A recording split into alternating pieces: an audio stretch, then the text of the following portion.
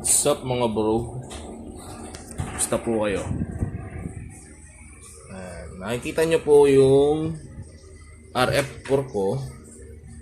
Ikakabit ko po dito sa monitor arm. Ang tawagin North Bayou. Ayan po yan. May mga technique kasi dito na may kakabit ito dito na binubutas nila dito. Tapos patatamain nila dito sa likod, which is sayang naman, masisira yung microscope. Ngayon, meron namang iba na tinatanggal to, tapos nilalagyan nila ng screw, which is baka in the near future magamit ko pa to, makabili tayo loobin ng boom stand na maganda. Sayang naman. Kaya hanggat maaari, ipapakita ko sa inyo yung technique na mapreserve nyo yung arm na to. Panoorin nyo na lang po sa video. Kakalasin ko po ito, kakabit ko po dito sa RF4 na microscope. Yung mga relight, meron din naman nga ganitong style, yung may butas. For sure naman siguro, papasok din to sa mga relight. So, simulan na po natin. Simulan mo natin kalasin po ito. Yung iba kasi may pag ganito, ganito na po yung kapit para mas madali mga lock. Kasi nyo po ito gamit po yung Allen wrench.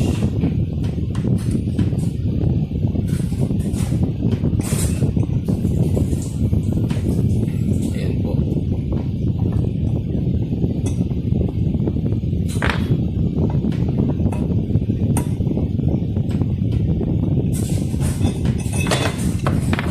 Yung iba, tinatanggal nila tong frame na to para malagyan nila ng screw para doon ikakabit yung microscope.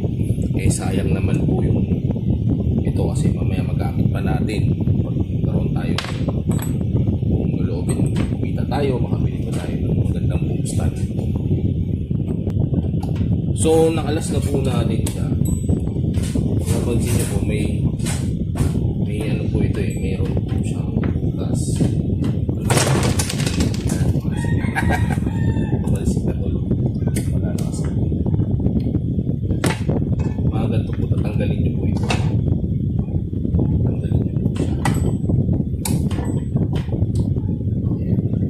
Pakita ko po sa inyo. Yung malalim na part, dyan nyo po ipapasok yung screw. Ayan. Kasi dito ko siya nilagay, so ang magiging forma ng akin kasi medyo masikip dito pag dito kasi dito mostly yung magiging gamit ko. Nasa inyo po yan kung saan nyo po gusto ilagay. Akin po dito ko po siya ilalagay, dito sa right side ko po kasi dito po siya tatabi. Ayan. Ayan po.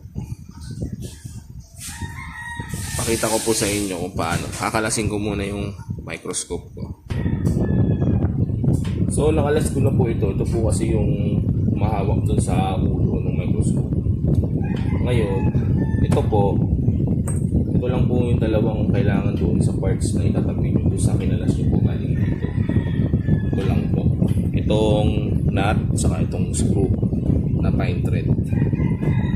So, may pros and cons, pero testing natin kung magiging matibay pa talaga siya or hindi, or kung advisable ba siyang gawing ganun yung technique na yun. Mamaya malalaman po natin.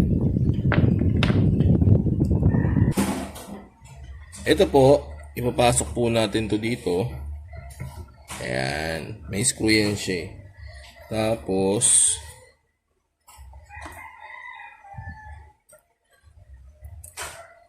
meron po yung parang metal plate na nakaharap. Ikutin nyo lang po yan para kasi yan doon sa lock doon sa stand ng microscope. Ayan po, nakita nyo po, lumusot po yung tornilyo.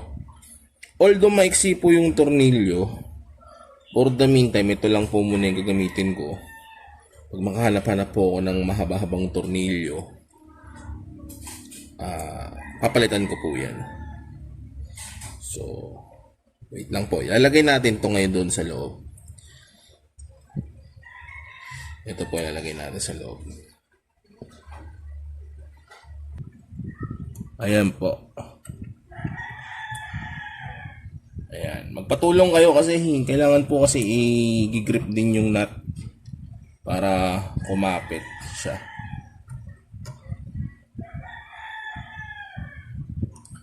Ayan. For the meantime, ito lang po muna yung gagamitin ko. Papalitan ko rin po ito pag nakabili na ako ng ano. Ayan. Kitan lang din natin siya. Ayan. Ay, kita nyo po, kumapit na po siya. Ayan. Ayan. Siguro, ready na natin for testing yung ating microscope. Ayan. Ayan. Totoo lang po, nakatatlong microscope na po ako. Ngayon ko lang po din talaga ito napagtanto na pwede pala to sa kanya. Ayan. Pwede pala sa kanya to.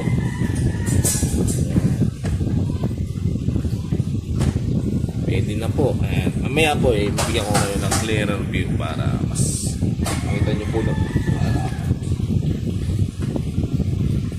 Ngayon ko lang po kasi ito ginawa kasi una nagagandahan naman din kasi ko sa ano nito sa stand nitong RF4 malapad, which is ito yun.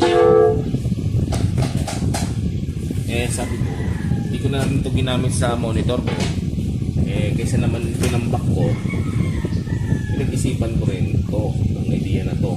May mga ibang idea akong nakuha pero sabi ko sayang kasi to pang sisirain ko lang. Ito po muna. Ngayon tingnan natin yung functionality nitong arms stand na to, itong boom stand na to, kung suitable ba siya sa repair sa pag nagre-repair tayo. So, ito yung front view. Kung mapapansin nyo, may smoothness naman. Smooth naman siya. Ayan, smooth naman. So, ayan.